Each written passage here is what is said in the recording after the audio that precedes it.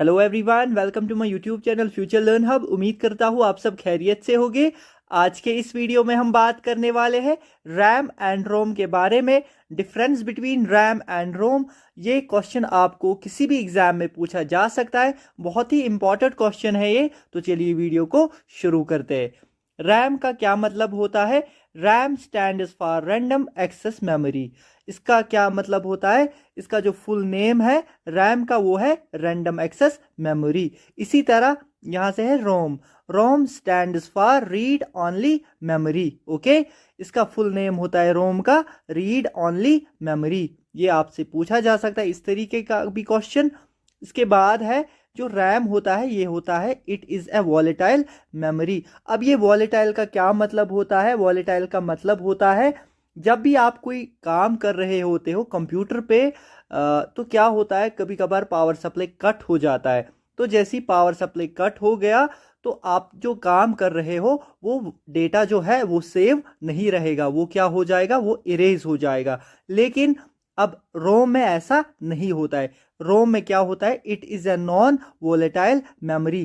क्योंकि जब भी आप इस पे कोई काम कर रहे हो तो क्या होगा, जैसी पावर सप्लाई कट हो जाएगा तो फिर जैसे ही आप फिर से इसको पावर सप्लाई दोगे तो वो जो डेटा होता है वो अगर आपने सेव करके रखा होगा तो वो सेव रहता है। सिंपल भाषा में समझाऊं, जो रैम में होता है ये होता है वॉलेटाइल मेमोरी। मीन्स जैसी पावर सप्लाई कट हो गई किसी भी कारण से तो क्या होगा, जो भी आपने काम किया था एमएस वर्ड में, एमएस एक्सेल में, तो वो डेटा जो है वो इरेज हो जाएगा। लेकिन अगर आपने उस डेटा को सेव किया होगा रोम में, क्या होता है वो ये होता है एक नॉन वोलेटाइल मेमोरी, जिसमें वो जो डेटा होता है अगर पावर सप्लाई कट भी हो जाती है तब भी जब आप उसको फिर से पावर सप्लाई दोगे सिस्टम को तो वो जो है वहां पे सेव रहता है, जो भी आपने कोई भी टास्क किया होता है। बस मैंने ये आपको एग्जाम्पल के तौर पे दिया।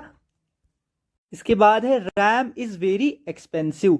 रैम जो होता है ये बहुत ही ज्यादा महंगा होता है, बहुत ही कॉस्टली होता है। ओके, इसके यहां से है ROM. ROM is cheap as compared to RAM. ROM भी जो होता है ना ये भी होता है महंगा, लेकिन उतना महंगा नहीं होता है कंपैरिजन रैम के अगर हम देखेंगे, क्योंकि फ्री में तो नहीं मिलेगा ना। तो रैम होता है बहुत ही ज़्यादा एक्सपेंसिव, रोम भी होता है लेकिन कंपेयर टू रैम उतना एक्सपेंसिव नहीं होता है। उसके बाद है next point, the CPU can access the data stored on it. जो सीपीयू होता है वो कर सकता है एक्सेस जो भी डेटा होता है स्टोर इसमें। ओके, और यहां से क्या है रोम में, the CPU can not access data unless the data stored in RAM. ये एक्सेस नहीं कर सकता है डेटा को unless the data stored in RAM. Okay, अब नेक्स्ट पॉइंट, फिफ्थ पॉइंट है यहाँ पे, RAM is high speed memory. जो रैम होता है ना ये होता है हाई स्पीड मेमोरी। ये आप सबको पता ही होगा, ये आपको क्वेश्चन भी आता है कि हाई स्पीड मेमोरी, तो वहां पे ऑप्शंस देखे होते तो ये रैम ही है। ओके, रोम जो होता है ये होता है स्लोअर देन रैम। ये थोड़ा सा स्लोअर होता है किसके कंपैरिजन में? रैम के कंपैरिजन में। इसमें इस वीडियो की मदद से मैंने आपको इसका डिफरेंस भी समझा दिया, रैम क्या होता है, रोम क्या होता है वो भी समझाने की कोशिश की। उसके बाद होता है types of RAM, types of ROM. अगर हम बात करते हैं यहाँ पे रैम की, यहाँ पे आपको देखे एस रैम और डी रैम। एस रैम का क्या मतलब होता है? एस रैम का मतलब होता है static RAM. Okay, D RAM का क्या मतलब होता है? Dynamic RAM. Okay, static random access memory, D means dynamic random access memory. Okay, अब है यहां से टाइप्स ऑफ रोम।